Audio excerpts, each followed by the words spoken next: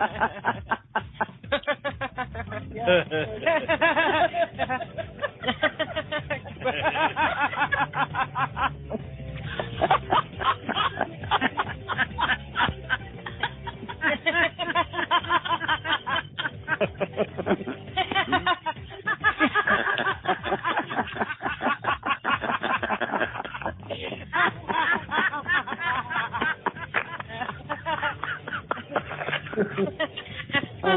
God. Oh.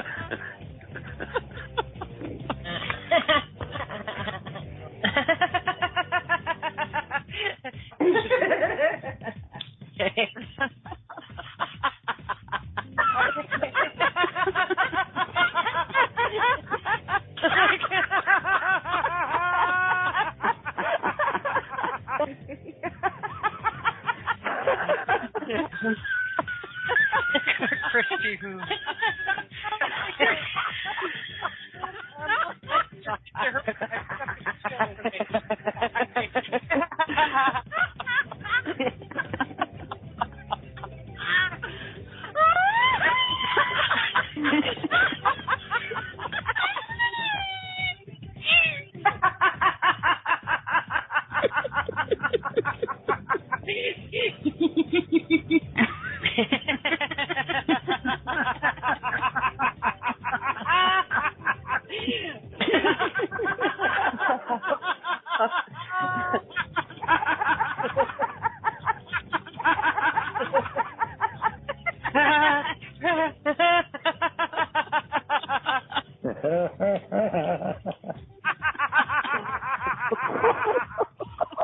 Oh, man.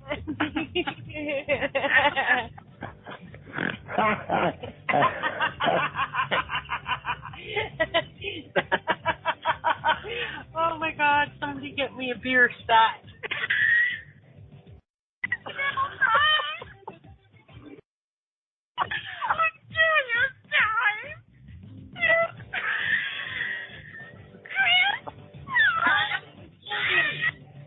All right, welcome to Curious Times, everybody.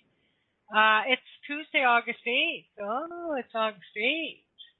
That means it's my father's birthday today. I just realized that. I love how I find out what day it is when I start my show. So the days I don't have a show, I don't have a flying clue. I don't have any clue what the heck date it is. So there you go, August 8th, Tuesday. That means it's Melissa Bruce, the heavy metal psychic. And she's here today, as she is every second Tuesday of the month. And I guess we're going to touch base probably again about that upcoming eclipse, total eclipse of my heart. Okay, and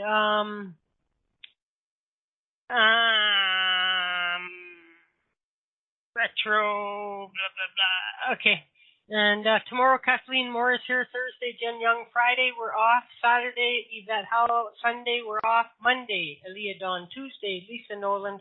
And it's next Wednesday that we have Carol and Corrine in as they're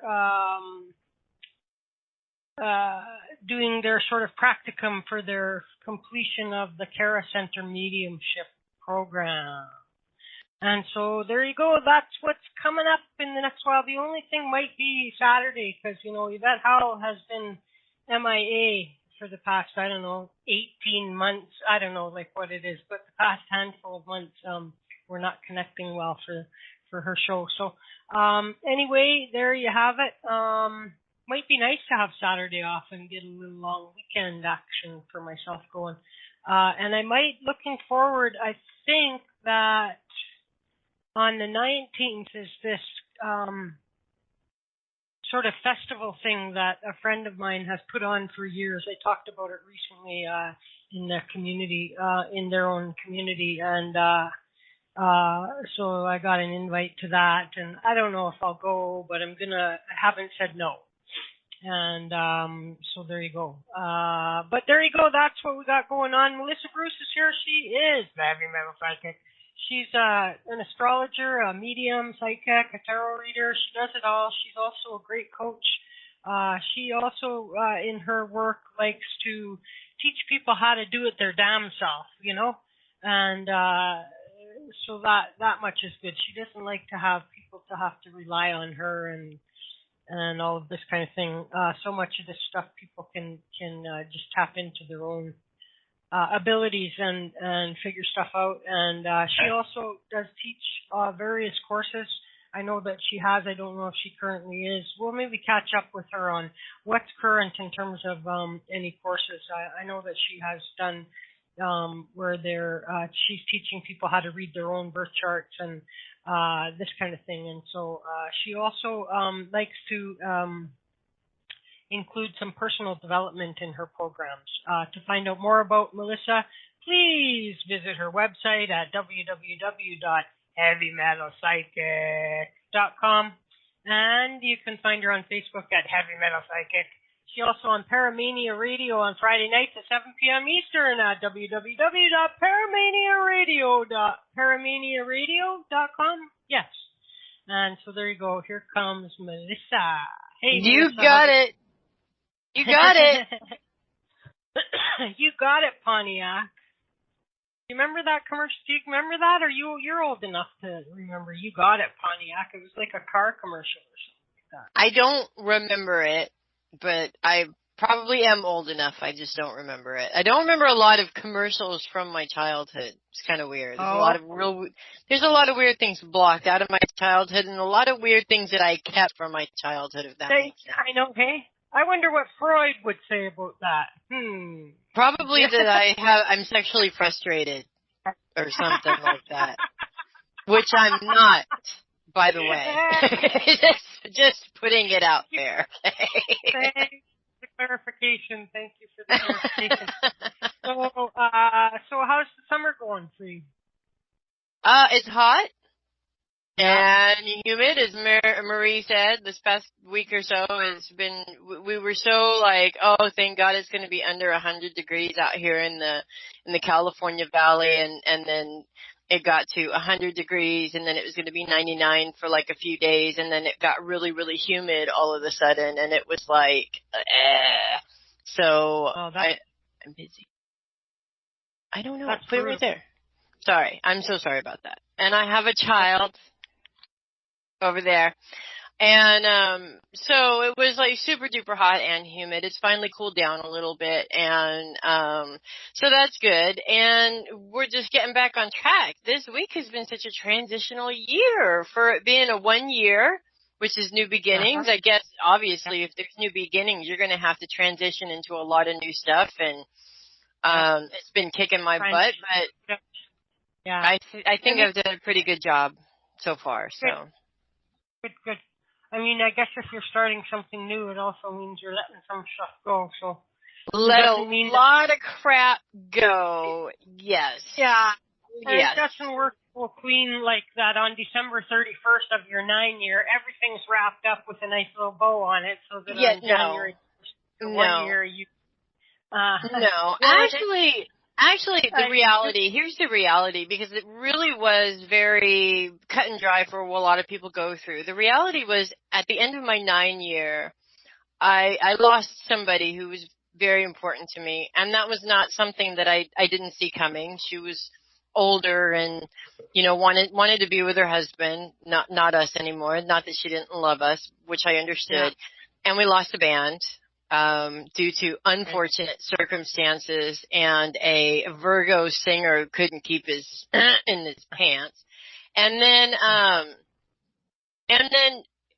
job was lost. All these different things. It was like everything that was considered normal in our lives was just gone all of a sudden, and it really felt like the blanket was ripped out from underneath our feet, and we were just kind of, thrown on our behinds. And from the 1st of January on, and funny, I started this year with like that horrible plague flu that was going around that people were dropping like flies from. It was ridiculous.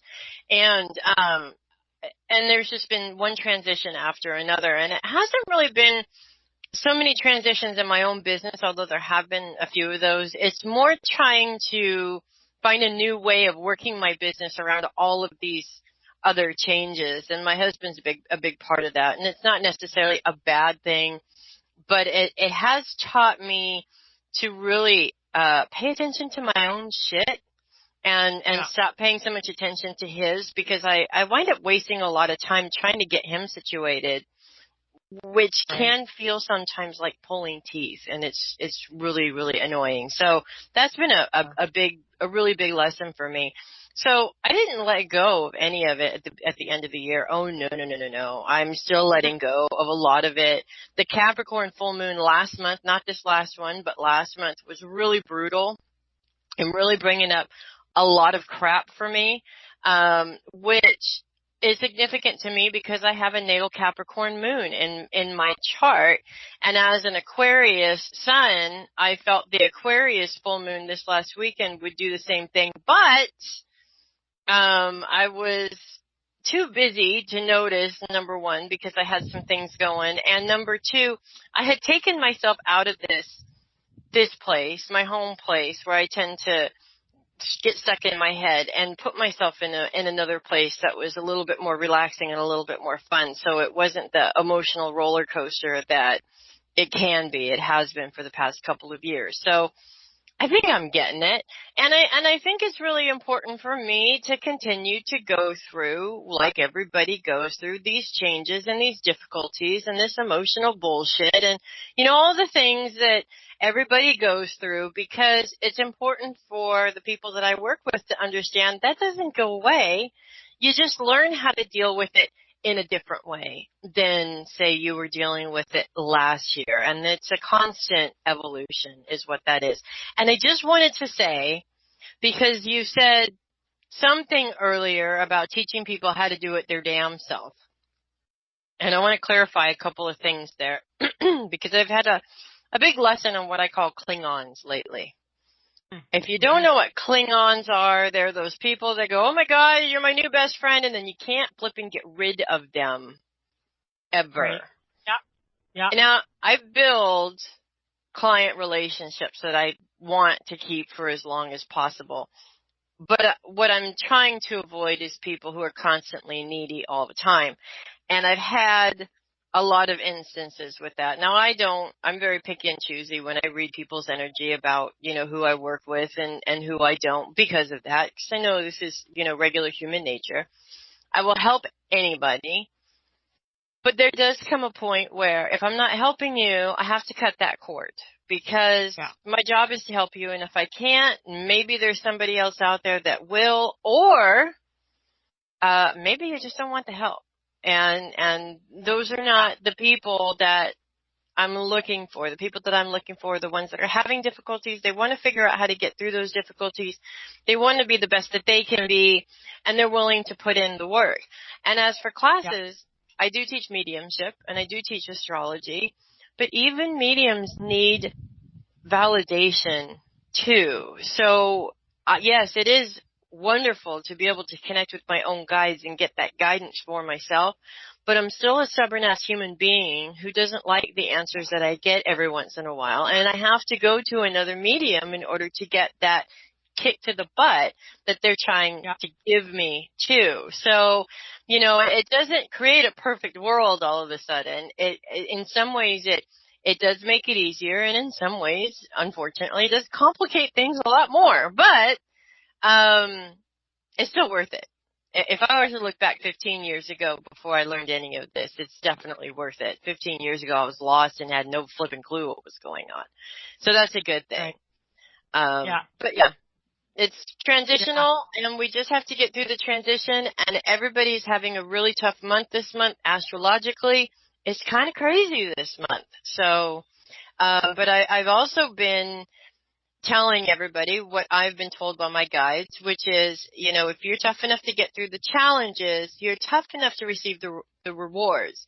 And we always look at rewards as somebody just gave us a lollipop, and that's it. We don't, we did kind of work for it, but it's just this lollipop. All we have to do is eat it. No, that reward is something new that you've never done.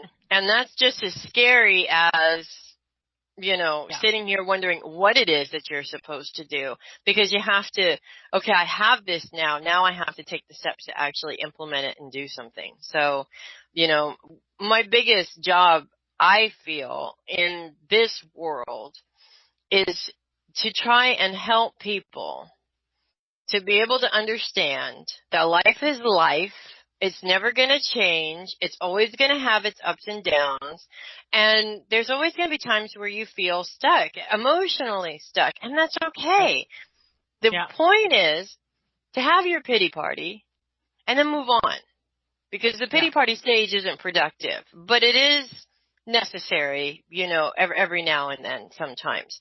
And then to find a way to be productive or to find what is holding you back. What kind of mindset do you have that is holding you back, or what emotionally is holding you back from success? Because believe it or not, fear of success is a very real thing. I've seen it get a lot of people, and a lot of people don't realize just how powerful that can be. So I want to be the most successful person in the whole wide world. Okay, That's Chris.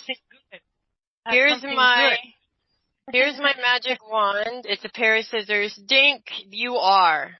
Congratulations. You're the most successful dink in the world. That's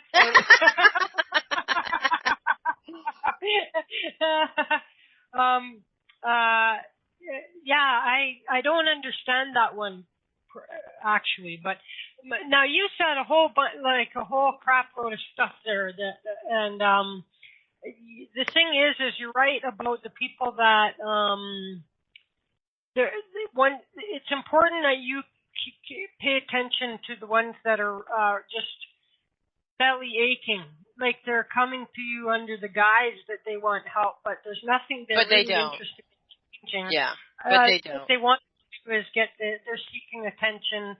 They get to be all their woes and worries and tragedies get to be the single focus of attention, for 2 hours of your time every time they talk to you, and they're probably unloading it.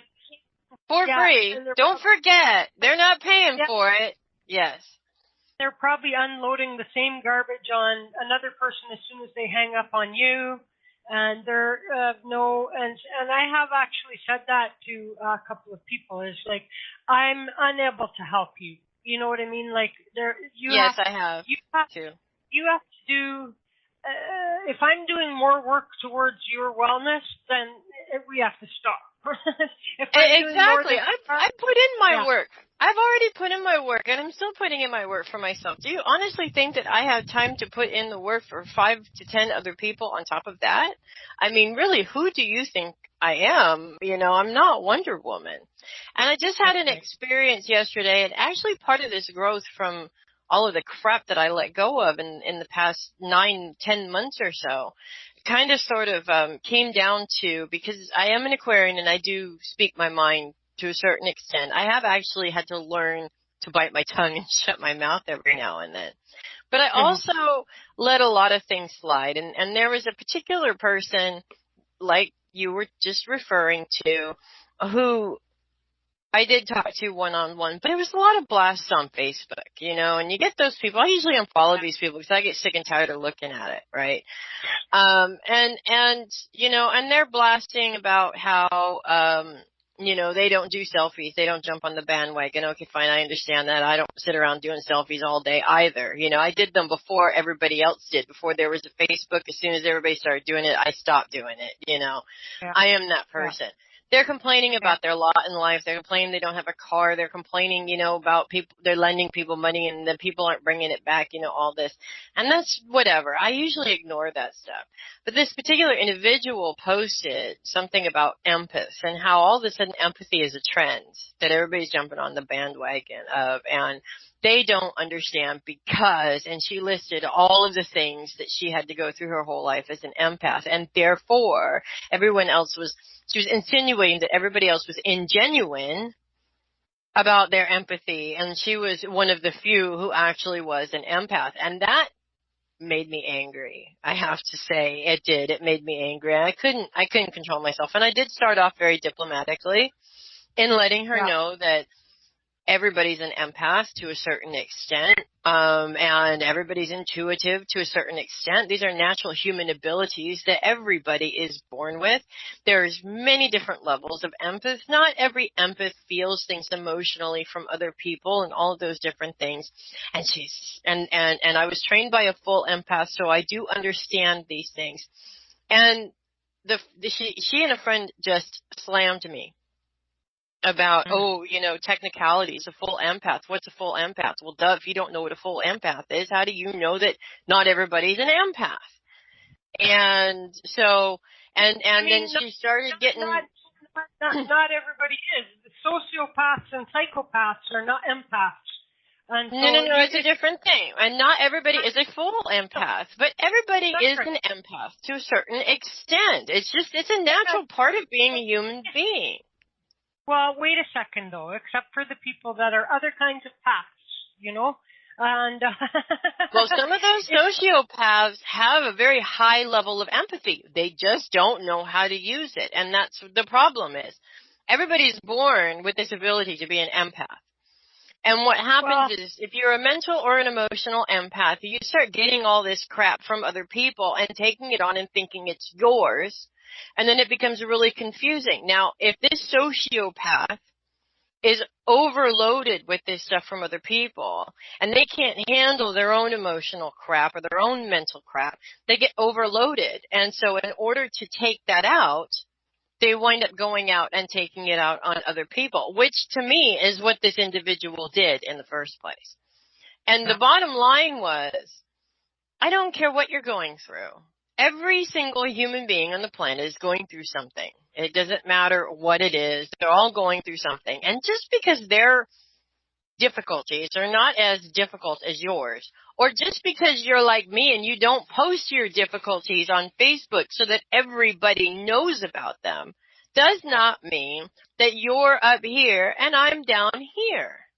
And that's what offended me by that statement. It wasn't even, didn't even really have to do with empathy. It was more of a, how dare you make that judgment on other people?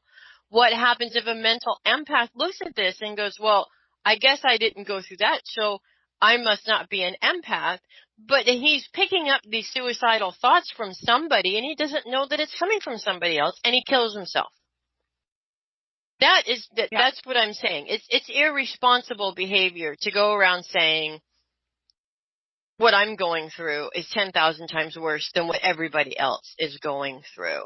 And those people, by the way, she blocked me on Facebook as soon as I gave her a little bit of a crash course on what empathy actually was, and a little bit of the different levels of empathy.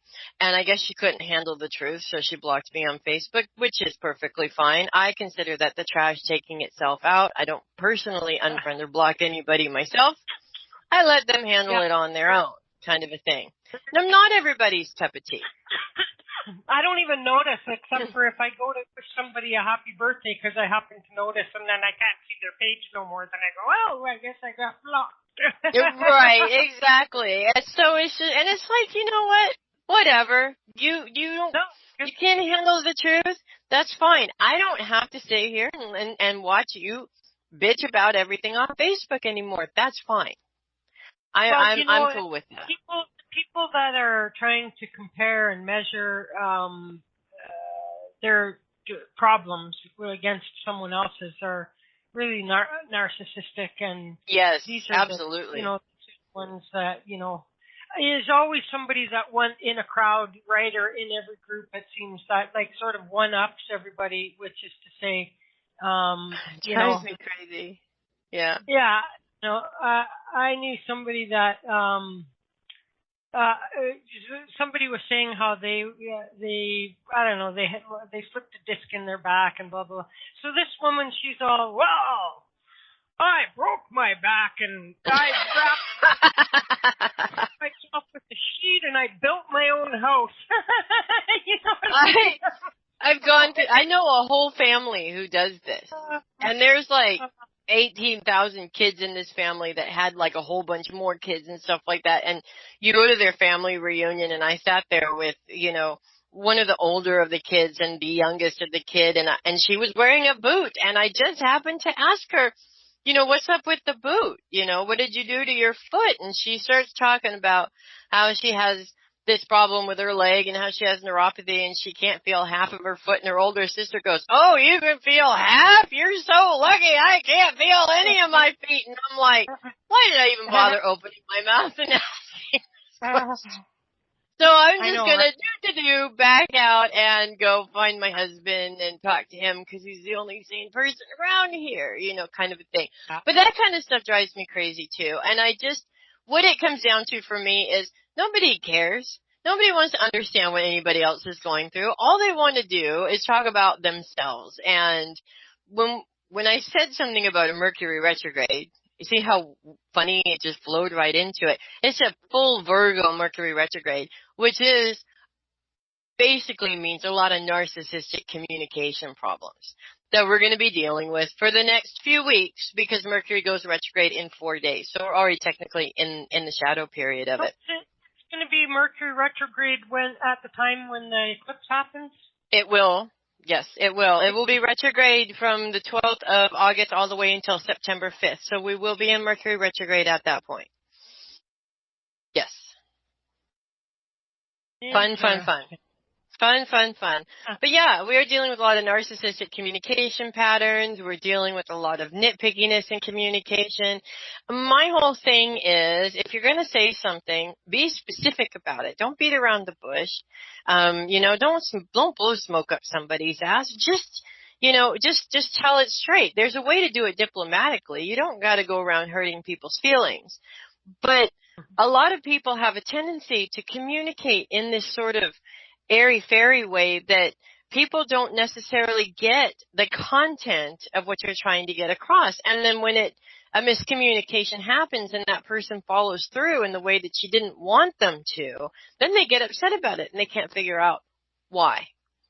And that's why, because most of the time we don't say what we mean. Well, Chris and I say what we mean all the time. We don't give a crap what anybody thinks about it.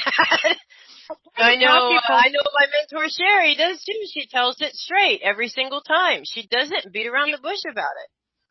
You got these people that are all like, well, if I read between the lines, I go like, when you're communicating with me, you honestly do not need, there are no lines to read. There are no lines. Yeah, it's very black and white. And now sometimes I might, try to be a little gentler which isn't very often. But I'm not, I'm not generally, I'm pretty plain communicator, and there are no lines, and the ones that are expecting that there's always a hidden message in everything must be the ones that communicate with hidden messages and everything. I don't know. It's usually a reflection. It is usually a reflection. I just want to answer Jazz Keith's question. And I like how you reworded that, although I did understand what you meant the first time, but I like how you reworded it anyways. But if you get a job offer during Mercury retrograde, does that mean you should not accept it because it won't work out? No, that's not what it means. What it does mean, though, is if you sign any contracts, you make sure to read the whole thing, even the small print, because you never know. In fact, for any contract at all, you should always make sure to read the small print. Make sure there's nothing in there.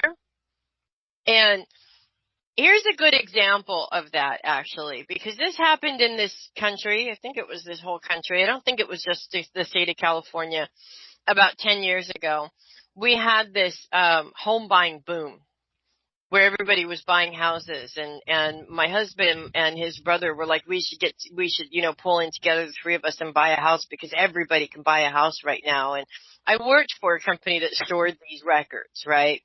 And I'm looking at them the whole time, and I keep thinking, these people can't afford to buy a house when houses in the Bay Area are like $800,000 for a house that was built in 1950 something. It is pretty ridiculous how expensive it is to live in that part of California.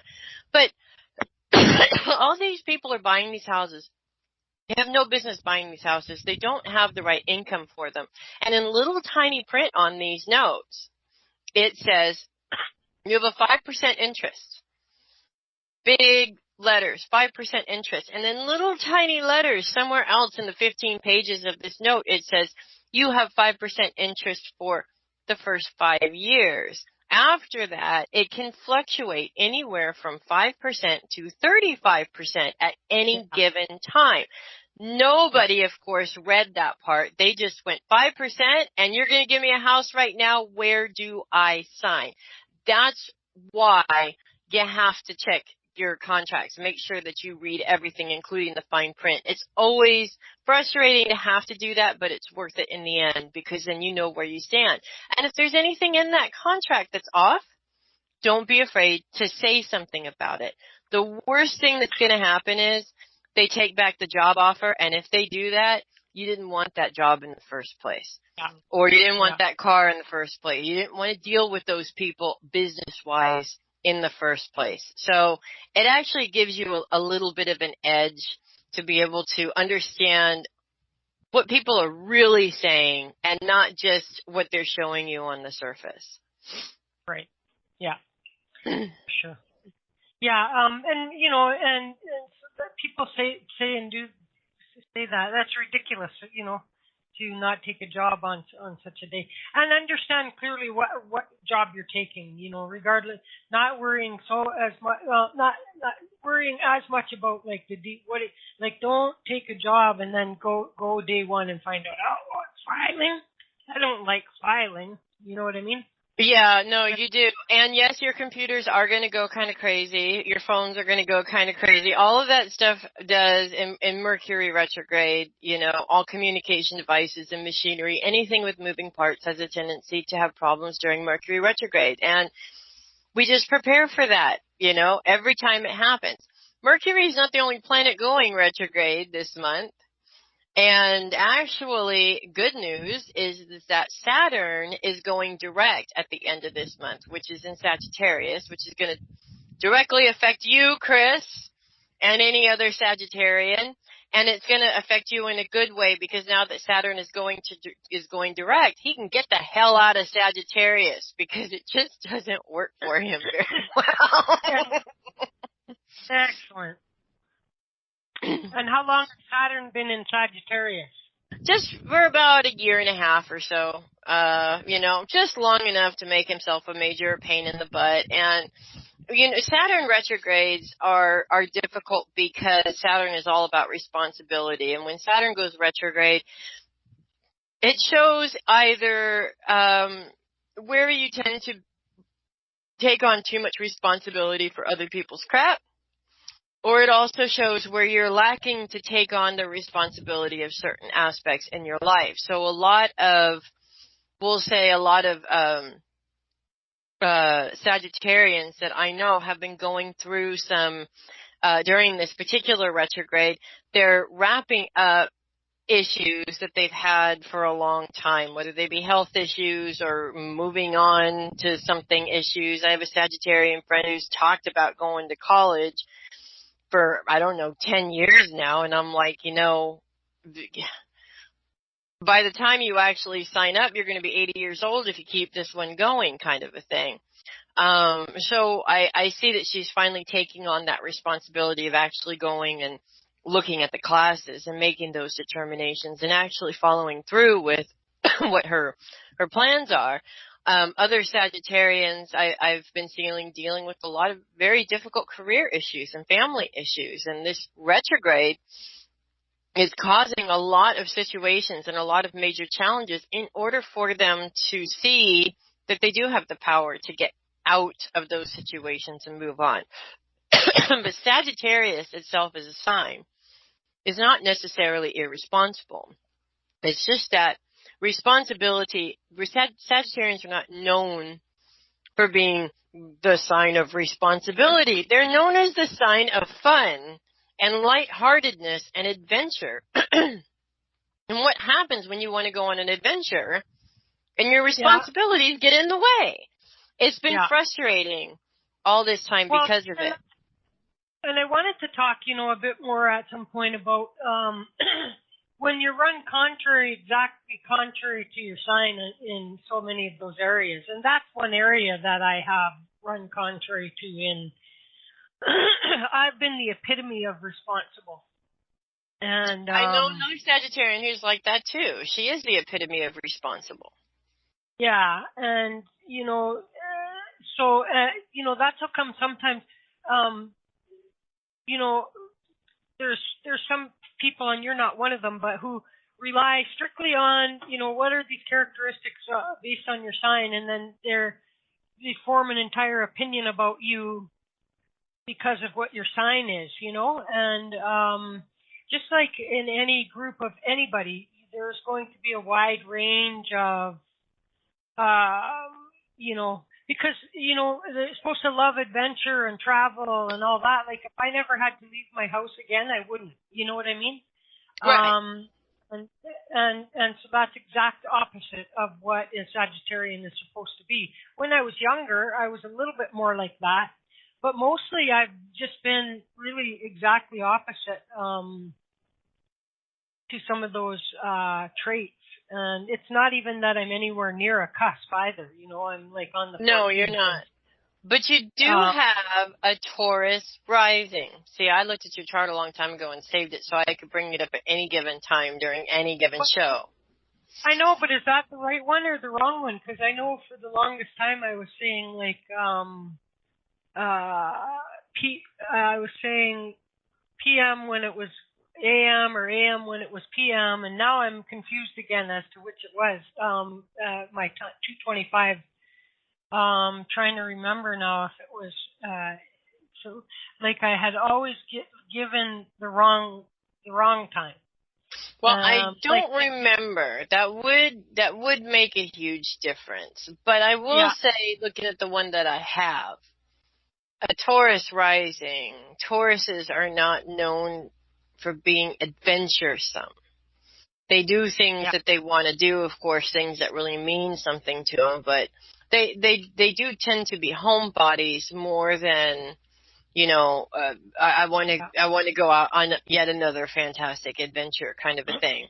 The thing is with astrology and sun signs is that you can't look at, I can think of 3 Sagittarians, including yourself right now, that are just popping into my head right now.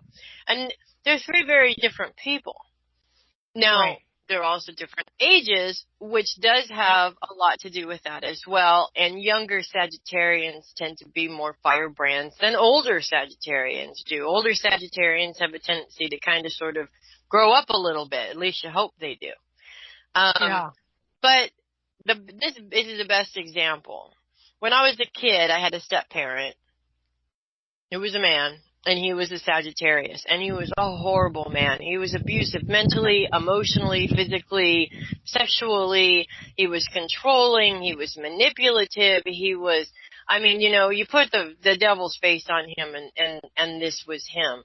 And I swore as a child that I would never trust or hang out with or talk to another Sagittarian again, because in my child's mind, Sagittarians were evil. There was something wrong with them, right? Yeah. And then I became an adult and met my mentor, who became my step parent. We dropped the step, and now she's just my alternate parent now, or one of my many parents. And she's also a Sagittarian, and she's totally the opposite of this man. There's not a mean bone in her body. That doesn't mean that she was always perfect and that she didn't get wild and crazy when she was younger. But they're 2 completely different people. They were also raised in 2 completely different ways. That's right. Yeah. And that makes a huge difference. And when you look at people's sun signs, you have negative traits and you have positive traits. And some have more they're positive than they're negative. Some have more they're negative than they're positive, and others have a good combination of both. It's really expensive. Every month we spend roughly $100 on milk, $200. Oops, it's commercial time. I don't know who that is. Hang on. Oh, we'll just Nancy. Nancy, long time no see. If it's the same Nancy. Hey, so Nancy. There can be different, you can have 3 different Sagittarians who have similar but different personalities. Yeah. And then that's the thing, and I think I've talked with you before about, the whole concept. In me, I always give these extreme examples, but it's to drive the point home, which is that is it your environment? How much does your environment, because they talk about nurture or nature, you know what I mean? And Yes. so you could have, two people born at exactly the same minute, on exactly the same day, in exactly the same city, be two completely different people, like Yes. wildly different from each other. And so sometimes your experiences as you grow, will greatly, your personality is largely formed in those early years. Yeah, it's true. And so this has some influence over your personal characteristics. It has a huge impact and influence over your characteristics. And it's not just childhood, what you go through in adulthood as well. Absolutely. Any trauma will have the potential of significantly changing your personality. And so I always like it when people are a little bit more cautious about labeling people. They know a little bit and just enough about astrology to be dangerous. You know what I mean? Right. Oh, well, you're Sagittarian, no wonder. You know what I mean? And I kind of get a little bit offended by that, because people aren't get to know me as a person, not as an astrology sign. You know what I mean? I agree. No, I agree totally. But at the same time, as astrological signs give you a basic, possible personality, that doesn't give you the whole personality. So just because I know that you're a Sagittarius doesn't mean that I can base who you are just by that. One of the things that I love about astrology is when I combine it with mediumship. The mediumship gives me the Sagittarian traits that I need to work on. So for instance, Sagittarians may be known for being adventuresome. They're also known as the biggest procrastinators on the planet. So maybe that has something to do with the reading that we're doing right now. The Spirit says we need to talk about procrastination, right? Sagittarians are known for being able to take one idea and see all of the different avenues that idea can go in, right? So just because you have one or two Sagittarian traits doesn't mean that you have to have all of them either. I'm an Aquarian, and Aquarians are known for being dictators and controlling. Yeah. I've learned not to be, so I'm not like that anymore. We're also known for being brilliant, but that doesn't mean that I don't do stupid things from time to time. Or at least once a day, every day, right? So, it is. I imagine that you would have, within a list of attributes or personality traits, you would be stronger in some than in others. You know what I mean? And so yes. Two Sagittarians, and one will be more stronger of this kind, and one will not be so much like that, but will be really strong in another. Again, I think a lot of that is based upon our life experiences, and those. It's like a guy again. And by the way, I've always used to say 2:25 p.m. and the correct time is 2:25 a.m. for me.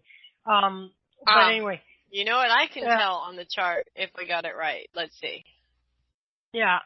And so This is not the right one. Not the right one. Right. Because I found out after. But when I did, the first thought I had in my mind is I can never speak to Anna Sanchez ever again because she will crucify me because she is one that's all harshly bitchy about give me your exact time and blah, blah, blah, and all this kind of stuff. And I do understand and appreciate that it's important to know that. And I have no idea why through all those years I kept saying PM when it was AM. And I was looking for something else, probably now a couple years back.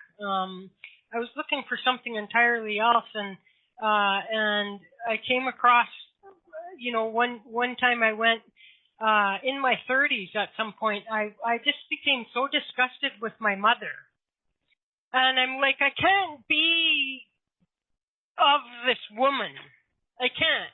I know exactly where you're coming from with that. So I went to the hospital where I was born. I wanted to pull my birth records. And I was hoping that I would find, something there that would. And really, it was very interesting because they didn't even, they didn't record my blood type on my live birth certificate there. And then back in those days, they would just say, Mrs. and then the last name of the man or something, of the husband. And so to me, it's still not entirely.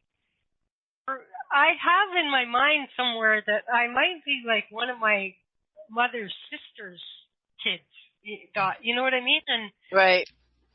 Like something funny is going on because something funny there. But anyway, I pulled that and it was like 2:25 a.m. and after that point, whenever I remembered the 2:25, and I don't know why I got it in my head that it was p.m. And so whenever I was asked for my time of birth, I would say p.m. And then that day when I was looking and I found the record, I'm like, oh my God. Oh, right. No. But it may have been in your head that way for a reason. And this is also interesting. You just brought up something that I want to share. When you said that you were looking because you didn't believe that you came from your mother. Yeah. Which I understand 100%. But I also have to tell you that I was born on my mother's birthday. In 1977, in February 15th. She was born in February 15th, 1957. On her father's birthday, who was born in February 15th, 1930-something, right? I don't know exactly what day. 3 completely different people. Yeah. Completely different people. And, my grandfather was a horrible man. I only met him once or twice, and I'm glad I didn't know him anymore because he was a horrible, abusive, terrible person. Yeah. My mother is one of those Klingons that we were talking about earlier who thinks the world owes her something because her father was so horrible. And I am completely different than the two. And I'm not saying that I'm better than them. But what I don't do and what I choose not to do is allow what's happened to me by other people rule whether or not my life is successful. So I don't go around thinking that the world owes me because somebody was a jerk to me when I was a kid. Yes, there was a lot of people that have been jerks to me throughout my entire life. But I've also been jerks to a lot of people throughout my entire life too. So, there is a balance there. Just because this is why I like to work on the birth chart. Because the day is important, but and the sun, where the sun is important, but that's only the tools you came into this lifetime with. The rising sign really is who you are. And I have a Cancer rising sign, which is totally different than Aquarius. It's more emotional, it's more maternal, it's more of a caretaker, which is not something that an Aquarian normally is. If you look at my mother's, she has a Sagittarius rising. And not saying that all Sagittarians are mean, but a lot of them are. And this is where I felt that manipulative tendency, that tendency to manipulate people against each other and all of those things came from, because it may be an Aquarian trait, but with a little Sagittarius on the side, it made it something that went a lot deeper than what most Aquarians would do. Normally Aquarians are just unemotional pricks. She was an unemotional prick that liked to play one person against the other kind of a thing, or make everybody feel like they were there for her. Right. And that's not who I am. And if I even told my children, if I ever start acting like that, I am your mother, but you have my permission to smack me and tell me to knock it off. They don't want to be like that. become that, like I'm generally speaking not a mean person. And if I find out that I hurt somebody's feelings I feel awful about it or whatever. Now, and I will put up with quite a lot. Yes. But I when you agree. have pushed past that line, there's almost never any coming back for me. And at that point in time, I can be pretty mean. You know what I mean? Right. And there's times I can just walk away and forget about but there's other times when, for whatever nitpicky reason I have, you know what I mean? Ego and this other kind of thing, or whatever justification I give for it, like I could be pretty mean. And, but it's not the way I prefer to be. You know, Chris, we better never get into an argument against each other, or it's not going to be pretty. That's all I gotta say. But you see, like that's the thing about me is an argument is fine, yelling and screaming is fine, low blows and dirty business and lying and crap like that is not fun.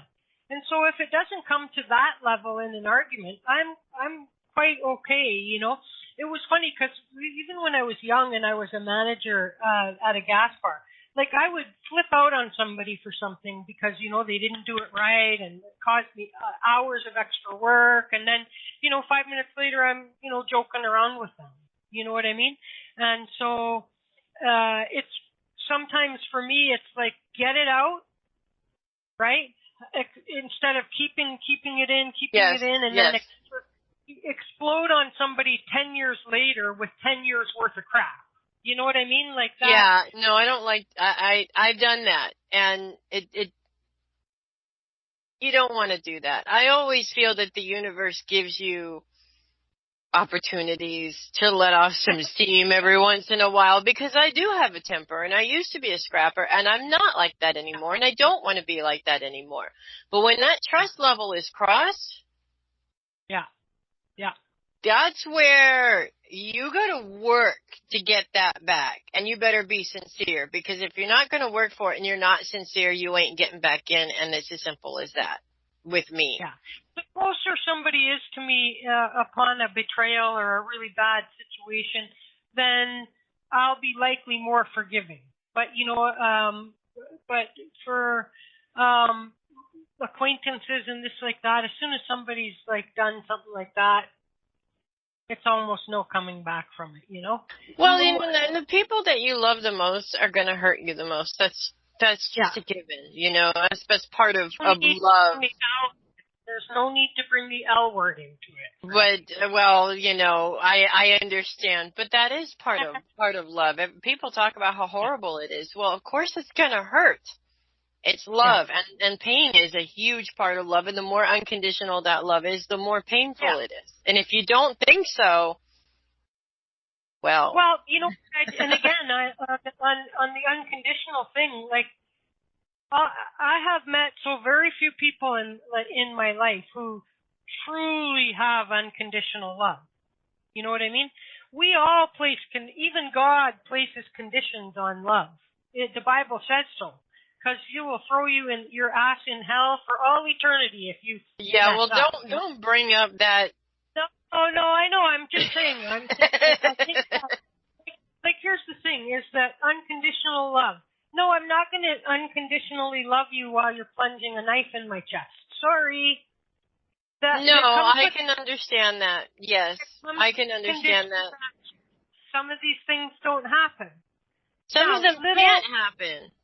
That's Some right. of them can't. But the best example of unconditional love is your children. Because you are going to want to sell them on eBay. You're going to want to strangle them. You're going to want to give them away to the gypsies 1,000 million times in between birth and 18 years old. But you still love them no matter what they do. Even when they're standing in front of you screaming, I hate you and I hate you till I die. Because that's what happens. And in some marriage, I unconditionally love my husband. I don't love him because of what he can do for me. I love him because of who he is. That does not mean that he doesn't piss me off at least once a day, every single day. We've been together for 22 years, for crying out loud. but I still love him, and not because of what he provides to me, because of who he is. That, to me, is true unconditional love. People go crazy on this other end of this spectrum where unconditional love is supposed to mean that you take a lot of shit from somebody, and that's not true. I have a friend I loved who's a drug addict, and I can unconditionally love him from where I am and never see him again because I can't handle that pain anymore. Yeah. And that's okay. Yeah. But there's going to be things, like, look, I was watching a story earlier today, and there's many cases, example of this where, men have these secret, and sometimes a woman, but mostly it's a man who has two families. You know what I mean? And it's all secret. He's married. And so in this particular case, the guy, he was a doctor, and he went to the extreme of having a divorce decree forged. Forged his wife's signature on the divorce decree so that he could marry the new one legally. And they didn't find out until he was a doctor. He got into a car accident, was in a coma. Two women show up to the hospital, both claiming to be the wife. How horrible. And then she finds out she's going through things after he's gone, the first wife, and she finds among all these papers this forged divorce decree that she never signed, which now would mean that you technically legally would have to challenge that now, because otherwise you're not the wife. The law sees the other wife as the wife. Yeah. So that's the woman that would inherit everything. You know what I mean? And so now, even though at some point you would struggle with that, because if you were truly loving the man, you know what I mean? You would go through a period of time, I think, where you're struggling with those competing feelings now of absolute hatred, but I love the guy. I think you get over the love eventually. and would like to bring him back to life just long enough to kill him again. Yes. Yeah, exactly. Absolutely. Yeah. So, anyway, look, why don't we take a song break? I see that there's a couple of people anyway. You guys, now would be the time to call in for readings if you want to get a reading. Don't wait until it's too late, okay? And my page, okay. And so I got Missouri. MO is Missouri, right? Yes. So there's a Missouri caller on a cell phone, and then there's Nancy. So there's two people. We'll do a song, and then we'll come back and we'll do that. Anybody else that wants to get in queue, please do so now so that I can do effective time management, okay? All right. And coffee. All right, so I need one too. Okay, I'm going to mute Melissa and let her go and do her thing and find us a song. Here, we'll go Fade to Black. It's a longish song, so there.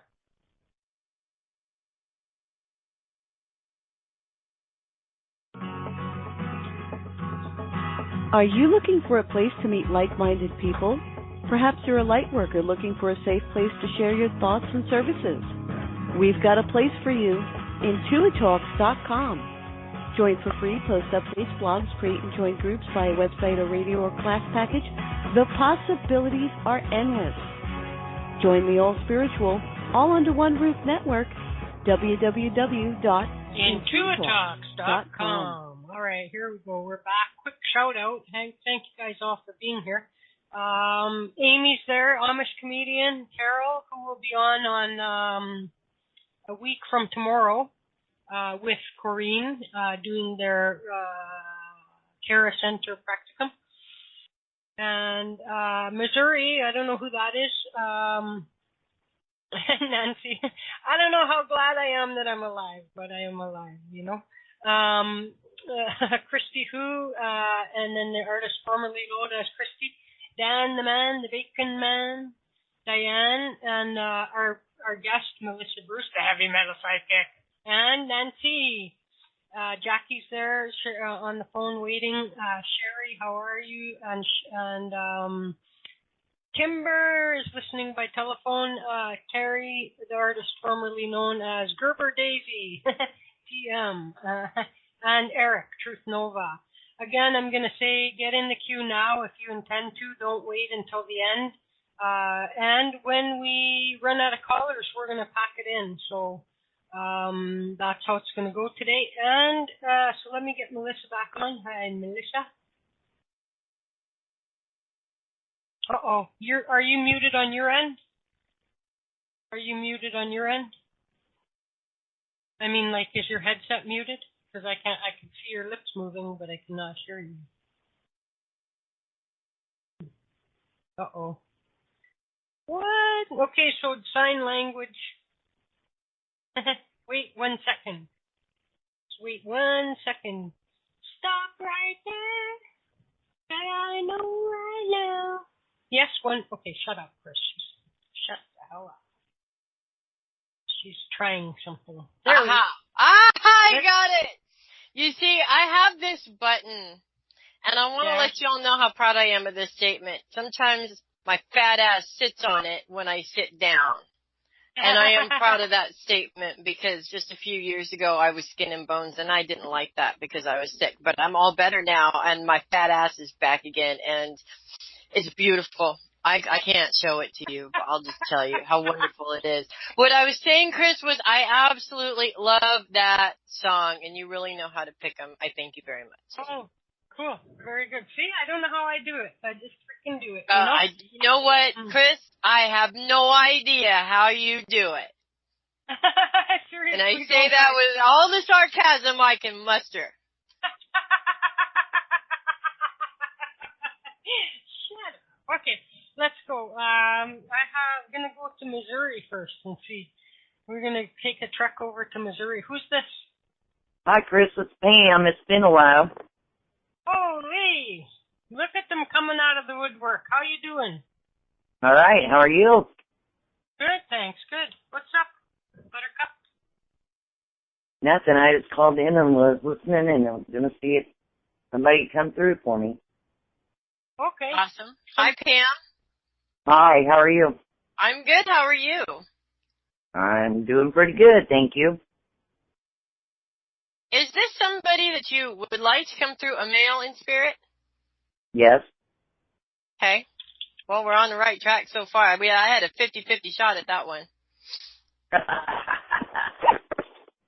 Okay. So I do have a man coming through in spirit. And the first thing that pops into my mind is that this man had multiple personalities. He could be serious sometimes.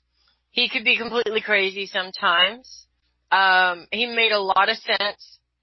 And I also want to say that he grounded you when you felt like you were in a whole bunch of different places at one time. Does that make sense?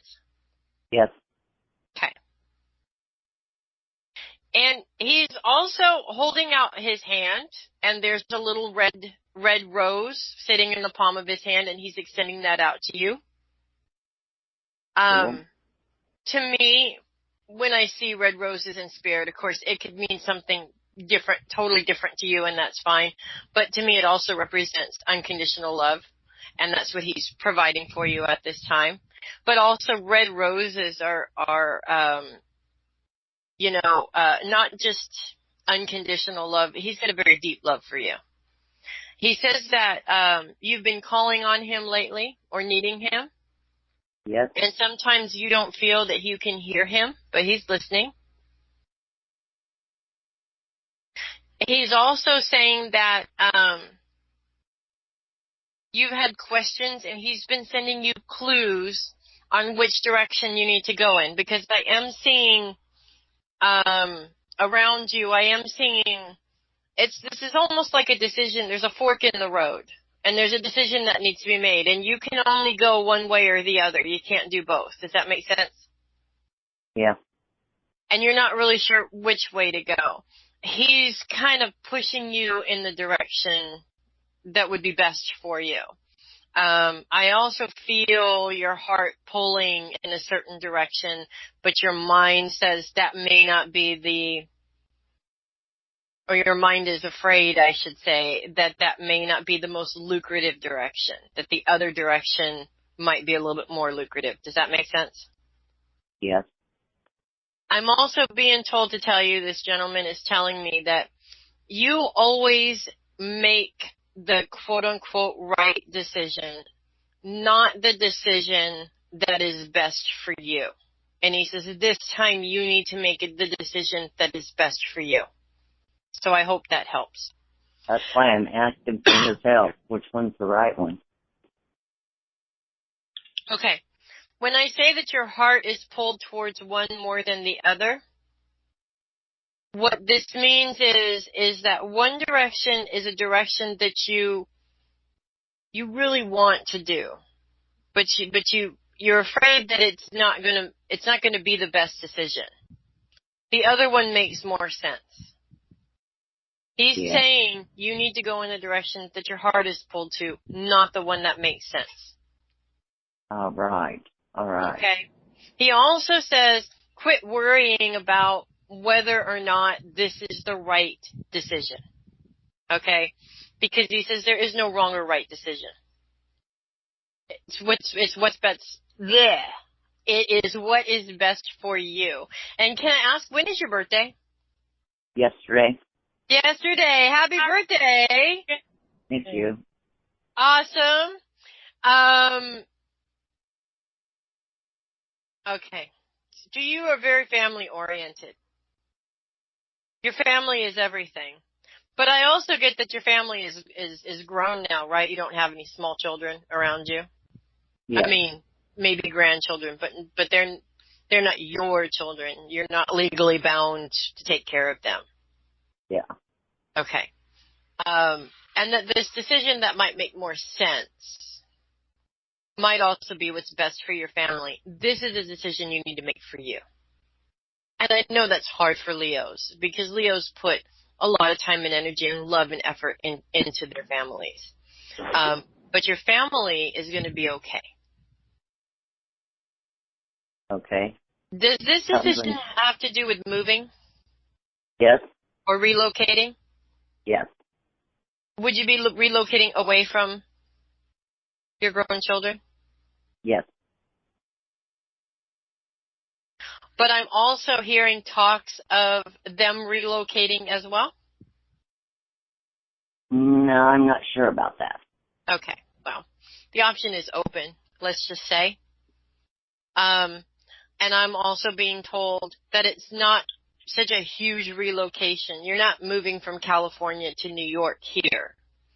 It's not that far, okay? But it is far enough that you can't be on call 24/7 kind of a thing. And part of that need to relocate, that is a part of it. You love your family and you love being able to be there for them, but you can't be quite so available all the time, if that makes sense. Yeah. You need some space for you. So this is part of the reason why you need to follow your heart on this one. And are these two different job opportunities, or just two different ideas of, do I want to stay here or do I want to move? Two different ideas. Okay. Okay. Well, one of the things that's also coming up is a job opportunity for you after this move. If you choose to go in this direction and relocate, there is a fantastic job opportunity waiting for you there. I'm disabled. I can't work. This may be a project thing, or it may be something where you can earn a little bit of income on the side along with your disability. Okay. Okay.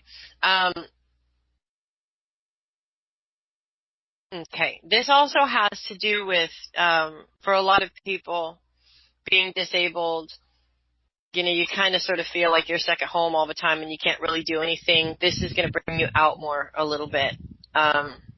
Make you feel like you're living more, which your Leo needs right now. Leo is a very sociable sign, and even though you don't necessarily like to be sociable just to be sociable, I can tell you do not like fake or inauthentic people, so you tend to kind of keep to yourself, but you are also craving your people. And the place that you're in right now, it doesn't have the right people. No, it doesn't. Do you have any other questions? Does he have a message for my nephew?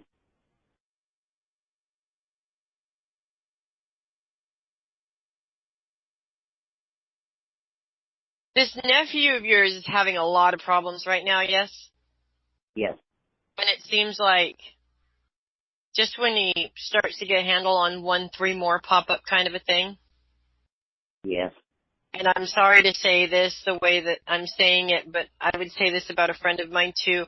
He's like a walking disaster, if that makes sense. Yeah, right now he is. Okay.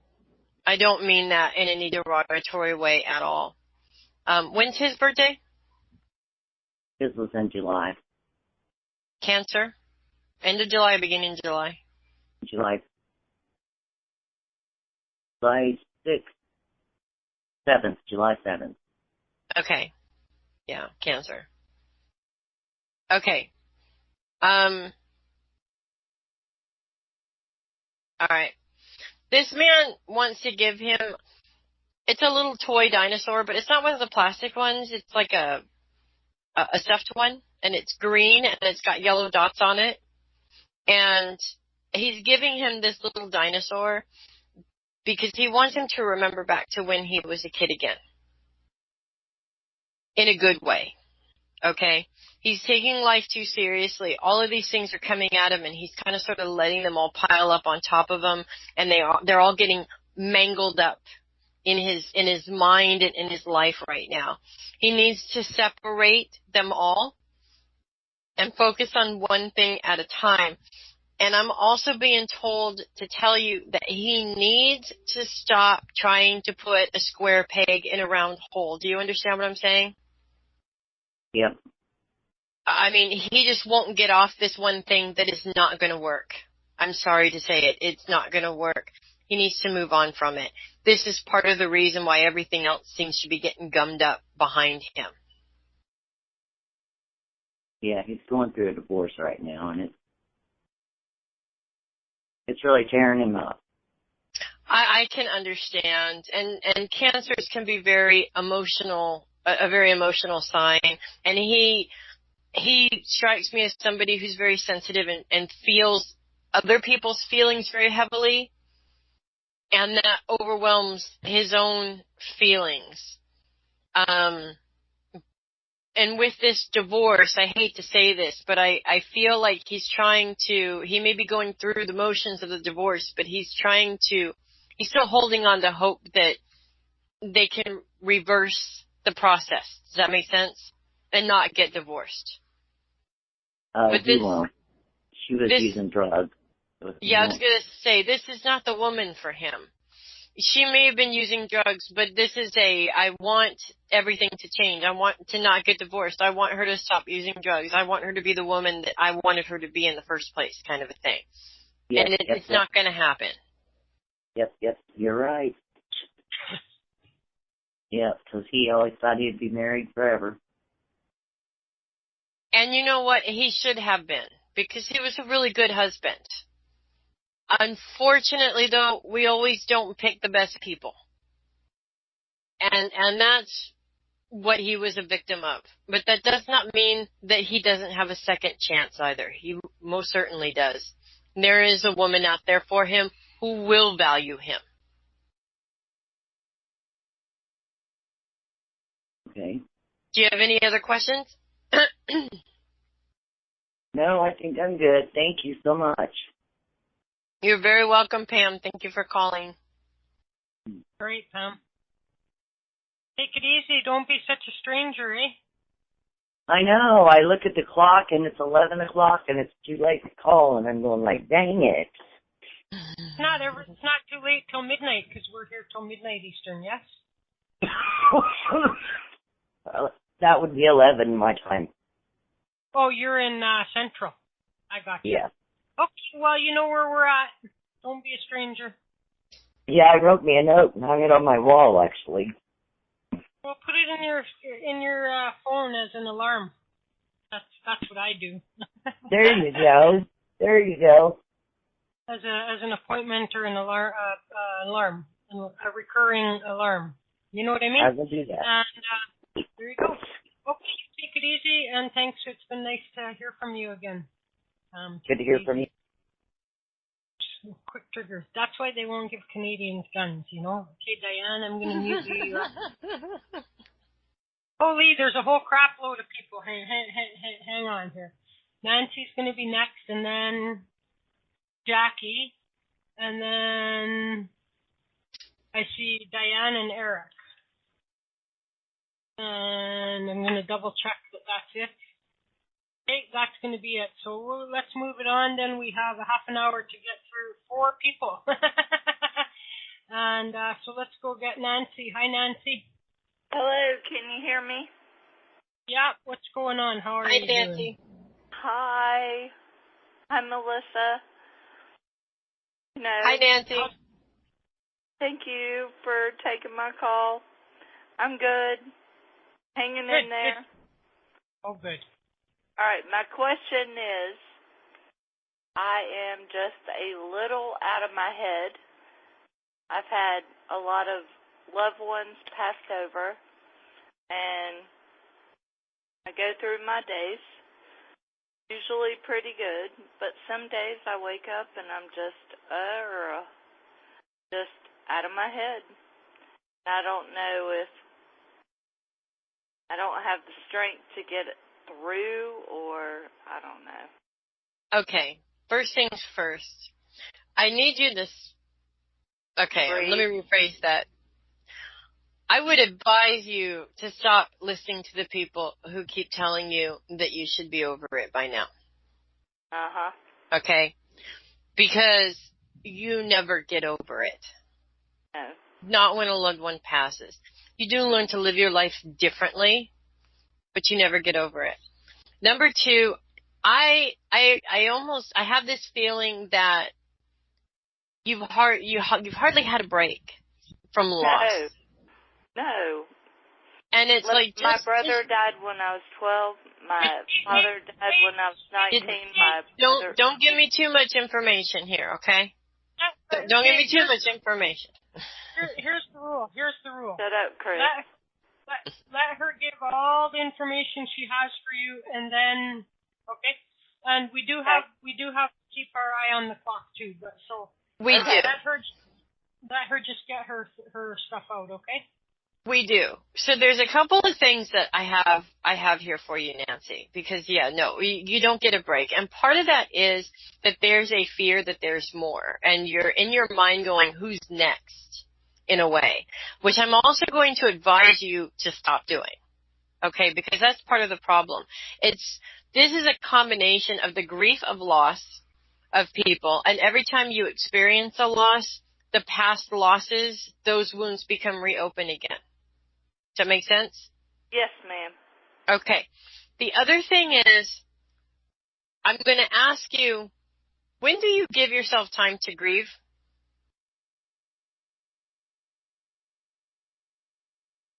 And I'm not saying when it overtakes you and you at a time that you don't want it to. I'm saying when do you sit down? Only when I write. Okay. And how often do you do that? Not so much lately. Okay.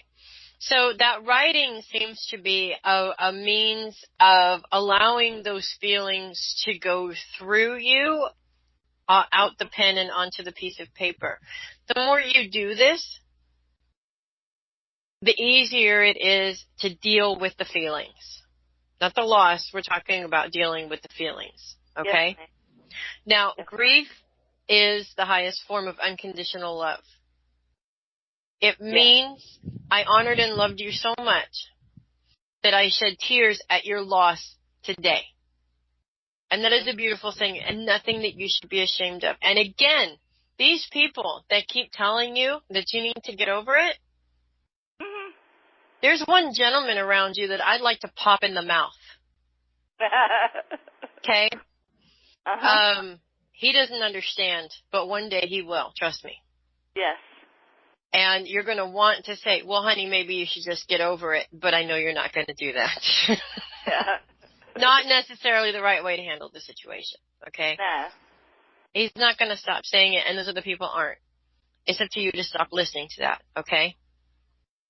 And you need to give yourself time. One of the biggest things with people that I have dealt with in terms of being a medium and grief counseling through mediumship is that people, and I myself am one of these people, don't have time to grieve. It's uncomfortable and I don't want to do it. So I'm going to focus on something else, and then the grief infiltrates that. And then you move on to something else and the grief keeps infiltrating it. And it's doing so because you have not fully given it a chance to come out. Again, not when it comes out on its own when you're doing something. Really sitting down and dealing with it. Does that make sense? Yes. Yes. Okay. So get back to your writing, because that helps you. It's a good outlet for your feelings. Yeah. And it's a way to be able to do that without feeling like you're exposing yourself or putting yourself in a vulnerable position with other people. Right. Because let's face it, even the person that is there for you the most is sometimes not there for you at all. And that's true for everybody, right? Yeah. And the other thing is learn to communicate with these people that have passed on. You see their clues. You know when they're around. Yeah. And what most human beings do is we go, oh, I know you're around, but I wish I could see you. I want it back the way that it was. That's not communicating with them. That's letting your emotions get in the way of that communication. Instead, talk to them. I know it sounds crazy to talk to yourself, but after a while you get used to it, and so does everybody else around you. Yeah, it doesn't. It doesn't. I know the signs. And right. I don't capitalize on those moments because I just kind of think I'm crazy or whatever. Well, honey, if you're crazy, so am I. Well, I love crazy, so it's way more fun than normal. Embrace it. Yeah, I need to embrace it. Embrace it. And if you would like more information or help with that or to learn more, get in touch with me on my website, heavymetalpsychic.com, or facebook.com, heavymetalpsychic. And I'd be glad to help you out with that. I'd love that. Think I might need it. Okay. All right. Well, I appreciate you taking the time to talk to me. No problem, Nancy. Good luck with that, and get back to that writing. Thank you. Have a good one. All right. Bye, Chris. Take care. And push one on your phone for me, okay? All right. All right, thanks. And Jackie's up next. Hi, Jackie. Hi, how are you? Good, how are you? Good, thank you. Awesome. What's up? Hi, Jackie. Hi. I don't have a specific question, just like what's coming up. Okay. What's coming up? Well, let me just take a look at that here real quick. Okay. The first thing that's coming to me, this looks like either a big pool or a big pond or a big lake. Are you planning a trip near the water or wanting to plan a trip near the water? I was thinking about going to the pool on Thursday. Okay. It did kind of look more like a pool than anything else. And I'm getting a thumbs up on that. That's what's coming up. So, and this isn't just important, because it's fun to swim and, all of that stuff. There's something about the water that is very spiritual for you, very grounding for you. And this is all forms of water as well.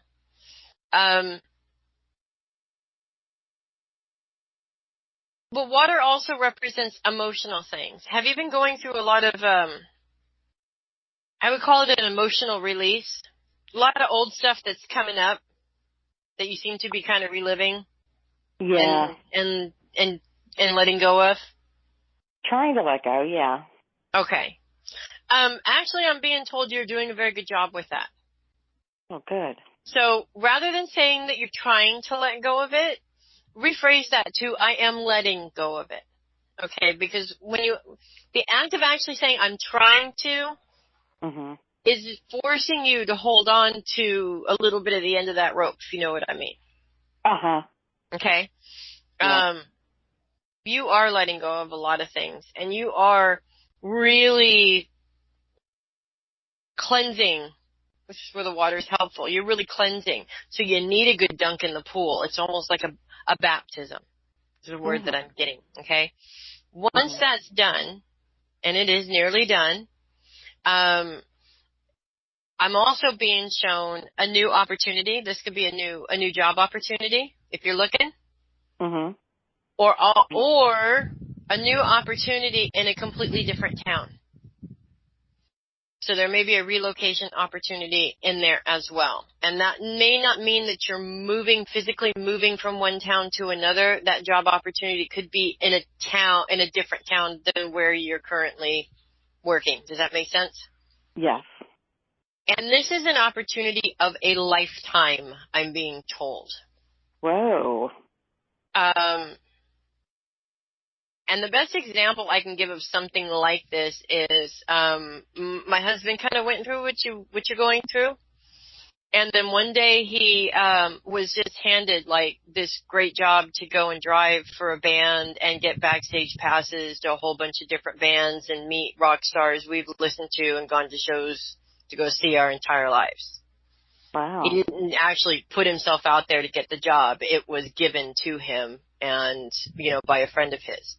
So this is what I'm talking about. This is something that's literally going to land in your lap. And your first response is going to be, oh, my God, this is so cool. And then that's going to be replaced with that little voice in your head that goes, oh, you can't do that. Yes, you can.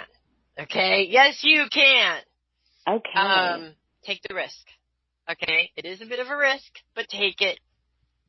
I'm telling you, you're going to love it. Okay? Awesome. Great. So, yeah, that's coming up. You're doing a great job. I'm also told to tell you that you're doing a great job. So stop belittling your progress. Does that make sense? Yes. Okay. Because there's no need for that. You do the work of 10 people, I'm told. That's why I'm so tired. Yes, that's exactly why you're so tired. Not saying that you don't have to, but even if I said stop doing that, you would do that with your own stuff. And I mean, I'm literally seeing this octopus woman who's cleaning the kitchen and the toilet and changing a baby diaper and doing all these different things at once, right? But give yourself a day off every now and then and force yourself if you have to. Okay, because I know you don't like to sit still very long either. Right. But sometimes you do need to. So, yes, go to the pool and lay in there and don't move for a good 20 minutes just because that's what you need in that moment, okay? And meditation. I'm also being told meditation is really important for you. I'm getting better at that. It is difficult for some people, especially people who are, if they're physically like that in 10 places at once. Think about where their minds are at. I mean, it's ridiculous, Yeah. I could travel to 20 different countries at the same time in my head. And even that's confusing for me. And, I live this brain. So it is difficult for some people. But keep looking on YouTube because there's about 1,000 different meditations out there. And one of them is going to stick out and really, really work for you above all the other ones. And that's the one that you want to stick with. Okay. Perfect. Thank you so, so much. I know you have other callers. You're very welcome. Thank you for calling in. All right. You guys take care. All right. Bye-bye. All right. Okay, let's go get Diane and then Eric. Hi, Diane. Hi, Chris. Hi, How you doing? Hi, Diane. Hi. I don't have a specific question, but if there's anyone in spirit or anybody with whatever, Just anybody that wants to talk? Yeah, if anyone wants to talk, yeah. There is a lady coming through in spirit, actually. Yeah. A very loud one. I would say that, when she talked, she wasn't quiet about it, and she really didn't care if she bothered anybody, because she felt that if you're going to say something, be brave enough to say it. Don't whisper it. Say it. And she's saying that there's something that you need to pronounce to the world, but you're just not quite there yet. Does that make sense? Probably, yeah. Okay. She keeps saying, say it, damn it, just say it. She's very loud. Oh, yeah. Okay. Doesn't, no. I would think that this particular woman had a hard time whispering when she was living.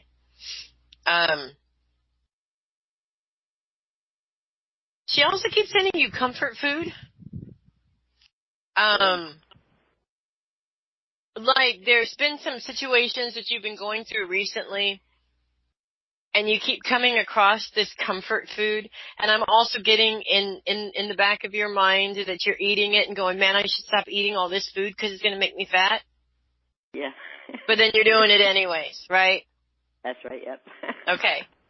Mm-hmm. Well, I can smell it. It smells really good. Like, I wouldn't care about getting fat either while I was eating it. But she's saying you need to remember to comfort yourself and give yourself credit where credit is due, because she's also showing me a situation where you did something, but somebody else took the credit for it.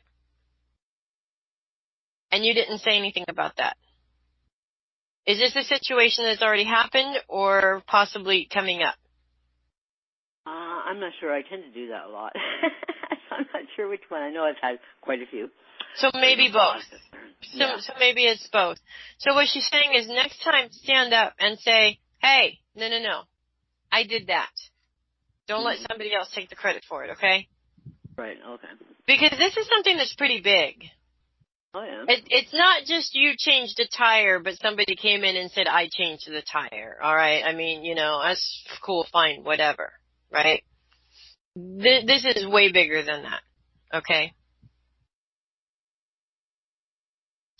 I'm also being told that your faith has been tested. And it keeps getting tested. Does that make sense? It does, yeah. Yeah, for sure. Okay. Yep. This woman wants to remind you, and it is about religion, but it's not about religion. But she wants to remind you of something that she said when you were little to her about faith. And she wants you to know that it is okay that your faith is being tested. But she also wants you to know that just because your faith is being tested doesn't mean that you're doing something wrong. Does that make sense? Yeah, that's true, yeah. Okay. And she's also showing me this beautiful, I don't even know what these are. They look like orchids, but they're very deep orange. It's like a cross between an orchid and a bird of paradise, maybe. But they're this very, almost reddish orange color, very exotic looking flowers. I couldn't even begin to tell you what kind of flowers they are. Is it sort of like tiger lilies or something like that, maybe? They could be, yeah. I mean, they look like it's a very tall stalk with this flower that kind of comes out and opens up, but it's this very sort of reddish orange color, and there's black in there as well. And she's giving you these, and I believe she's giving them to you to be brave. I think the name Tiger Lily says it all. You have to be brave like a tiger. Tigers don't run from predators. They face them and they fight them. Does that make sense? Yeah, that makes sense, yeah. And she's not saying that you're a chicken or you're a runner necessarily. Okay. She's just reminding you that either there's a situation around you now or one coming up where you need to speak up and you need to fight for your rights rather than always putting what you need on the back burner and fighting for others. Because when you fight for others, whew, I'd hate to get involved in an argument with somebody that you loved, that you would fight for, because you'd give me a fight. I mean, really, you'd give me a fight. And you need to use this power for you. Do you have any questions? Well, that's pretty. No, not really. That's kind of like, that's pretty astounding, but yeah, it's true. It's accurate. Okay, good. Yeah, cool. Thank you. You're very welcome. Right. Thanks, Thanks, Diane. Take it easy. You too. All right, time for. Okay, I can't mute you. I'm frozen, so I need press 1 on your phone. And Eric, can you unmute yourself, please? And say hello. Hi, Eric. Hi, Chris, and hello. Yeah, hello. Hi, Eric. What's going on? Hi there. Yeah, I called in last night about an interview that I had today, and I had the interview today, and parts of it went really well, and other parts I wish I did better on. But at the end of the interview, I was left with an assignment to do, which I'm currently pursuing. And I'm just wondering if there's anything you pick up about this. About this assignment? Well, I have a programming assignment. I suggest to the guy that I would do a programming assignment, and so he gave me something to work on. And it requires me to do a bit of research and then a bit of programming. But I left the interview feeling like I did well in some places, and I should have done better than I did in other places. And so, I'm just trying to get a level head and make forward progress. And I'm just wondering if you get any messages of any kind. First of all, you left that interview pretty much in the same way most people leave interviews. I did this very well, but, I should have done this better kind of a thing. We all have that nitpicking on ourselves mentality, I guess. Actually, the first thing that I'm being shown is that you did much better than you think you did, because I'm being told that this programming thing that you were given is part of the interview process, but it's not something they give everybody they interview. So that's a very good sign in the right direction. Okay? But I'm also picking up something that you got intuitively about the person interviewing you or about the place, like something was off. Does that make sense? Or there was something about the place of the job that you didn't like, even though consciously you really want to work there? Well, the only thing is there's uncertainty about it because they're kind of establishing a new team and a new office, and it doesn't quite exist yet. Okay. I understand that. Okay. So let's not worry about that, because I'm being told that you have nothing to worry about there. They will get established. I also don't feel that this company just has that office. This is a new office opening from a company that's already established and has other offices in other areas. Does that make sense? That is correct. Yeah, they do have a company Hong Kong, but they're kind of launching this project and starting an office in the process. Okay, yeah, I wouldn't worry about that. For them, I do believe it's going to be successful. For you as well, it will be successful. But I am being told to tell you to be wary of coworkers that are over friendly, if that makes sense. Okay. And the reason why I say that, everybody wants to be friends, of course, but people who are over friendly tend to want to be your friend for the wrong reason. So just be aware of those people, okay? Doesn't mean you don't have to talk to them, but you do want to be careful around them. Don't share too much information. If you're working on something, don't go around sharing your secrets before you launch it, kind of a thing. Okay? And I get this from a male in the office that, is very insecure about what he can do as well and has no problem stealing somebody else's ideas to beef himself up, kind of a thing. Okay. The more you're aware of that, the less you're going to fall for stupid tricks, kind of a thing. But I do get a good feeling about it. I think you did very well, and you will do very well on this programming. I don't want to call it a test, but this thing that they gave you. With that part of it, don't put so much pressure on yourself. And when I say don't put too much pressure on yourself, what I mean is I'm being shown that you may have a tendency to have to stick with it until it's done, even if it takes 3 days and you don't sleep in the process. Does that make sense? Yeah. Don't do that. Okay? You've got time, but your brain gets tired, and when your brain gets tired, that's when you start screwing things up, and I'm not saying you personally, we all do that. Okay? So give yourself time to work on it and time away from it, and time to work on it and time away from it, that you're going to actually be more thorough in that project than you would be if you stayed on it for 3 days with no actual break from it. Okay? Okay. Any other questions?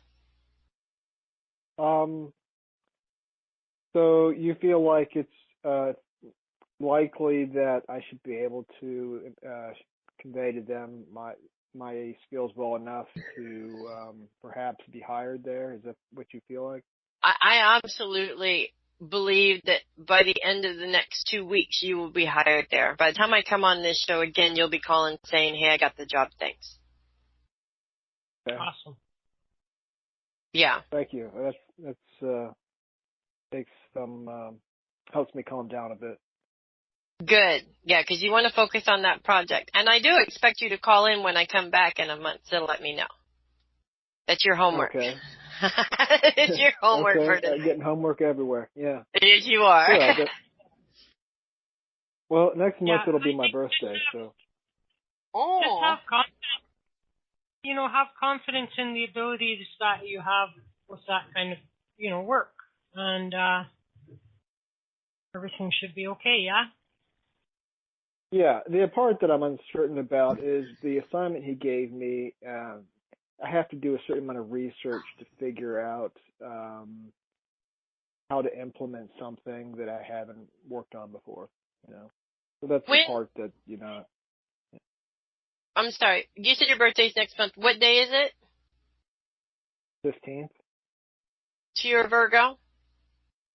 Yeah. You're not a typical Virgo who knows that you're more brilliant than everybody else, though, obviously, right? You have a brilliant mind, sir. Oh, thanks. Okay, no, I'm serious. You really do. But you have to let go of that Virgo need to worry about everything. That will help you tremendously. Yeah. I hope that makes sense. I have to remind myself about that more often than not. Yeah, absolutely. That worrying is just going to get in the way. You have to do some research. You're going to do the research, and you're going to figure it out, and you're going to knock it out of the park. So, and everybody is nervous about new things that they haven't tried yet. I think somebody else's call is infiltrating our conversation here. Diane, can you press 1 on your phone, please? Everybody's nervous for the first time they do something. But think back on all the first times that you've had and how successful you were during this time. Yeah. I'm going to have to refresh my screen so I can mute that call. Go ahead. Okay. And that will help also. Okay. I appreciate that. Yeah, that does remind me of things I should remember more often. You know what I do? I make a list and I put it on my desk or wherever I am on a regular basis every day so that I can look at that list and remind myself and be aware of that. And that does help kind of sort of, it helps me keep a focus on those things so that I can avoid getting into those mental or emotional traps. But you're going to do great. I'm not worried about you making it at all because I'm being told you're going to do great. Just do the best that you can, which is usually better than most people do, and enjoy because you're going to have something to celebrate pretty soon. Okay. Well, that is, I really appreciate that. Not a problem, Eric. I will definitely call back next month. Okay, perfect. Thank you. I'm looking forward to it.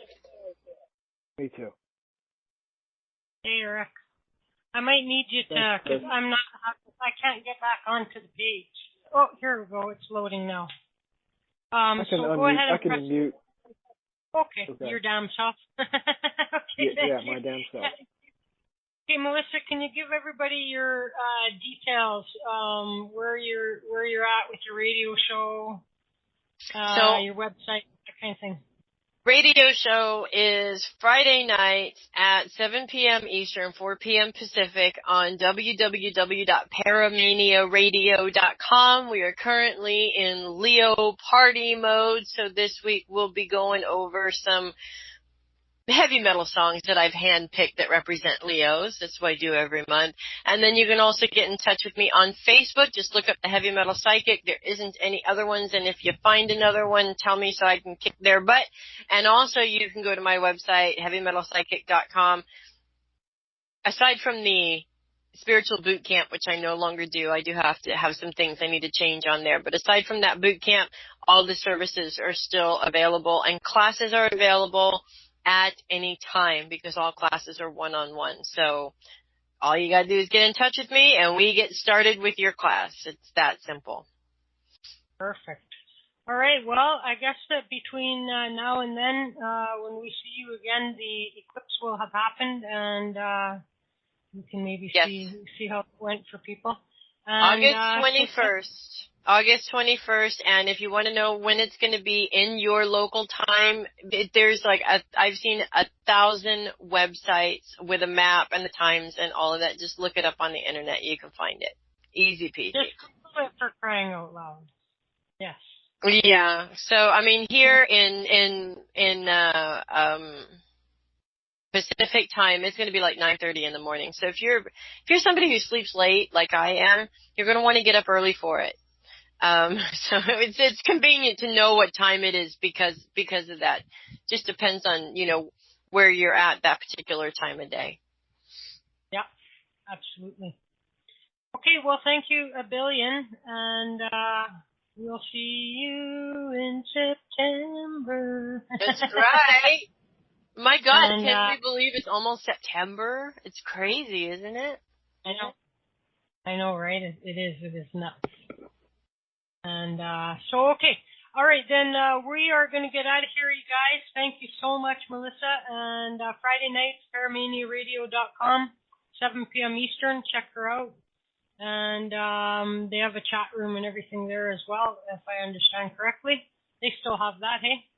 We do, and we also are streaming live on Facebook, all the shows now, except for the music shows. Facebook will allow us to do that, so shows like this week's show where it's all music, we stream live on YouTube. So we're streaming live somewhere either way. But Facebook won't even let us stream my promo or the beginning of my show, the intro to my show, even though I own the music to it. So. Wow. That's crazy. It is, but Facebook doesn't know that, I guess, and I don't really want to contact them and say, hey, bastards, I own that music. Let me play it. So. Yeah, exactly. It is what it is. Well, you can't get live people on Facebook anyway. No wonder they're so rich. They don't have any freaking staff. You know what? I just drove past the Facebook building here in Redwood City in California. I just drove past it. I've never driven past it before, so I've never seen it. You can't get a live person, but let me tell you that they have this huge, not just a huge building, but a huge series of buildings on the bay, and they are currently in the process of building another gigantic, huge series of buildings across the street. So apparently all their money is not going to live help, it's going to building. I don't know what they're building for, but that's what it's going to. They have these two huge facilities. What's his face wants to run as president for president now? He might be better than what we got right now, but I don't know. Argue that with you. Okay, we're out of here, kids. Thank you very much, and we're back tomorrow with Jen Young. So till then, take care. 3, 2, 1. See you guys.